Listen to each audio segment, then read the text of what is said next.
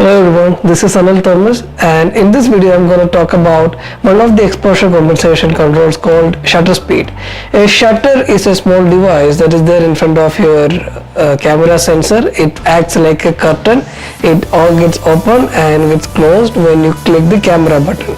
So when the curtain opens, the light enters your camera sensor, and when the curtain closes, the light beam gets closed and the camera sensor then further processes the image. So the shutter speed is something that determines the amount of light that enters your camera. If the shutter is open for a longer period of time, a lot amount of light enters your camera sensor, and if the shutter is open for very shorter time, then which means very little amount of light enters your camera. So it can range from 30 seconds to 4,000 or 8,000 of a second.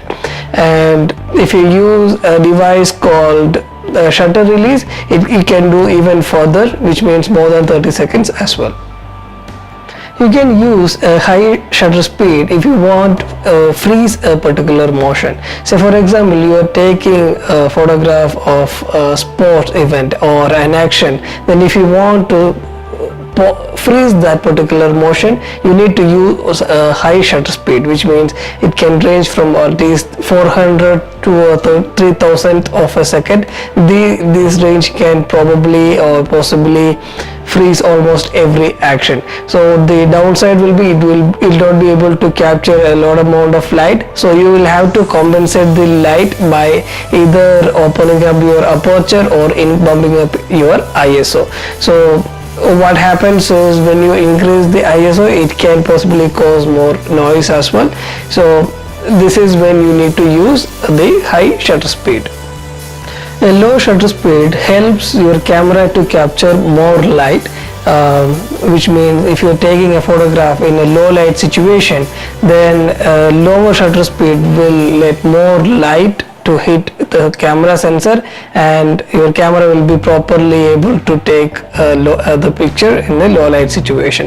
The low shutter speed basically helps the photographer to take a lot of artistic images like light trails or the silky smooth waterfall or silky smooth ocean or tidal event.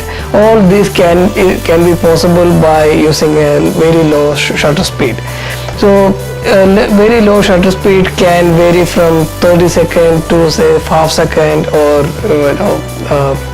20th of a second. So within that time frame, whatever happens, every action and motion will be captured by your camera sensor, and that will then probably become a small light trail or a trail of that motion, right?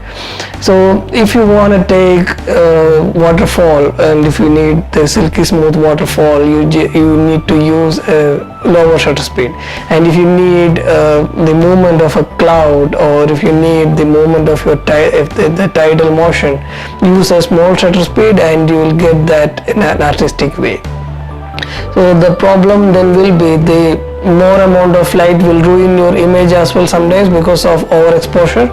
So what you can do is you can use something called an ND filter, a neutral density filter, which will cut down the light by multiple f-stops, and then you can open your shutter for more longer period of time, and the sensor will be able to capture all the motions during the daytime.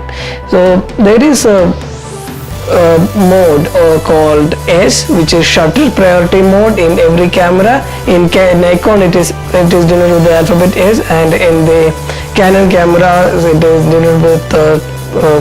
denoted by TV, and in Sony also it is denoted by S. So if you use the shutter priority mode, what happens is the camera calculates the aperture for you, and the photographer then can manually adjust the shutter speed, and the camera will adjust every other calculations. So this is about shutter speed, and thanks for watching this video, and please do subscribe to my channel.